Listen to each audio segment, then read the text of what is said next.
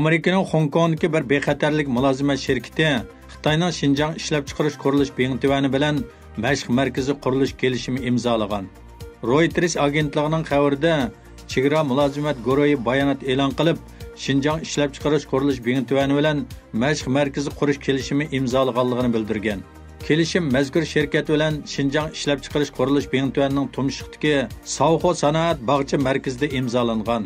Savxo paxta to'qimchilik sanoat bog'chasi 2013-yildan boshlab qurilishga boshlagan.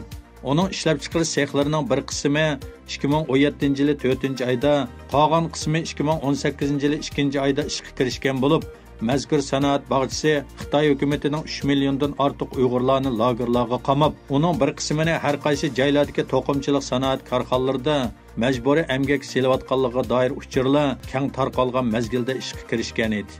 Reuters agentligining bildirishicha, chegara mulozimat shirkati bayonot kelishimining 11-yanvar kuni Beyjingda imzolanganligi, murosimga Tumshuq shahri va Zhongxin Guan guruhi cheklash shirkati amaldorlarining qatnashganligi bildirilgan bo'lsa-mu, lekin kelishimining mazmuni haqida hech qanday uchur bermagan. Chegara mulozimat guruhining Uyg'ur rayonida mashq markazi ochishni planlaganligiga doir xabarlar o'tgan yili tarqalib, ba'zi kishilik huquq tashkilotlarida endish qo'zg'agan edi. Ular Xitoy hukumati Uyg'urlarni yig'ib olish lagerlariga qamab, ularga zulm qilayotgan, Xitoyning izderaksiz g'oyib bo'lganlarning oqibati haqida nima uchun uchur bermayotganligi, shuningdek lagerlarda tan jazosi yuz berayotganligi, kishilarning o'layotganligiga doir ahvollarni bildirib, bu o'rinlarning ochiq-oshkor emasligini tanqid qilgan bir vaqtda, bu shirkatning mazkur rayonda mashq markazi qurib, Xitoyga bexatarlik xodimlarini tarbiyalab berishining to'g'ri bo'lmaydiganligi ilgari surilgan edi. Chegara mulozimat guruhi Tumshuqdagi mashq markaziga $600,000 mablag' solgan bo'lib, yiliga 8,000 kishi tarbiyalashga bo'ldiganligi bildirilgan. Burun Amerika armiyasining harbiy mulozimat ishlarini huddiga olib kelgan huddigar Erik Prens chegara mulozimat guruhi nomli bu shirkatning qurg'uvchilarining biri bo'lib, uning burunqi Qarasu nomli bexatarlik mulozimat shirkati Iroq urushida ba'zi yo'lsizliklarga chetilib taqib etilgan. Erik Prens o'zi burun Amerika armiyasining dengiz yelpizi alayda qismida vazifa o'tagan ekan.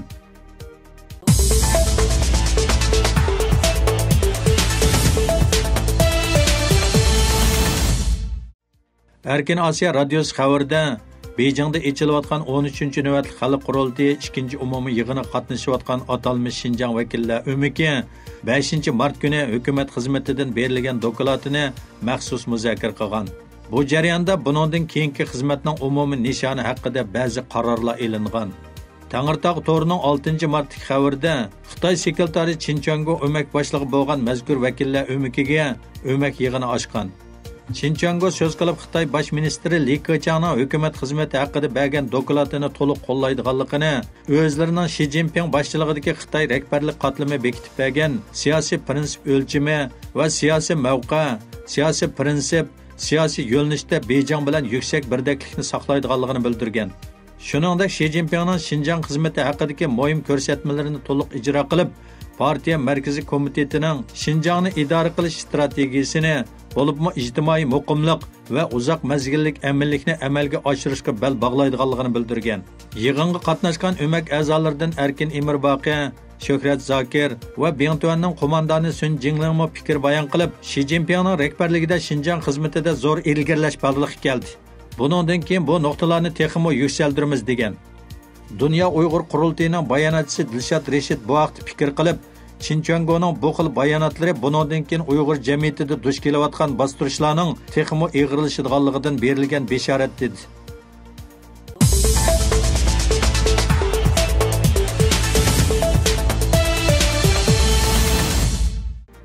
Xitoy kommunistlarining Sharqi Turkistondagi siyosiy bostirish harakati butun dunyoning zo'r diqqatini qo'zg'amoqda.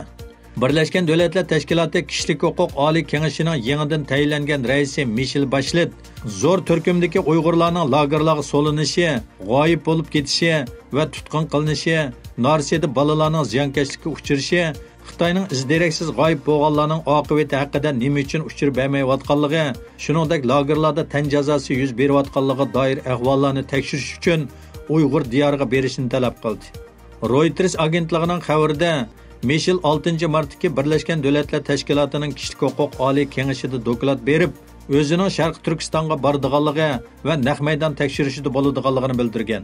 U bu haqda to'xtalib, muqimlik va bexatarlik barliq xalqlarning haqlariga hurmat qilish asosida barpo qilinishi lozim degan. Buningdan bir kun burun Birlashgan Davlatlar Tashkilotining diniy e'tiqod erkinligi masalalarini tekshiruvchisi Ahmad Shohidmi Xitoy hukumatidan Sharq Turkistonga berishni talab qilgan. Halbuki ularning Sharq Turkiston diyoriga berish talabiga Xitoy hukumatining qanday javob berishi texi noma'lum ekan. Hammamizga ma'lum bo'lganidek, Xitoy hukumati yaqinda o'zlarining iqtisodiy bo'yinturuq ostidagi bir qism davlatlarning diplomatlardan atalmış ekskursiya ömügi tashkillab, Sharq Turkistonda ziyoratga o'rinlashtirgan. Bu chet el diplomatlar bo'lsa oldin tayyorlangan tarbiyalash markazida ziyoratda bo'lgandan keyin bu joylarning Uyg'urlar orasida zo'r olqishga erishganligi haqida bas-basta so'z qilgan. Shu qatorda islom dunyosidagi hammaga tanishlik bo'lgan Afg'oniston diyoridan tashkillangan bir guruh ekskursiya ömügi Uyg'urlar diyorini ko'zdan kechirgandan keyin Xitoy axborot vositalariga o'z ta'sirotini bayon qilib, bu joyda tinchlik, muqimlik, osoyishlikni, shuningdek ko'p manbalikka to'yingan inoq jamiyatni ko'rdik degan.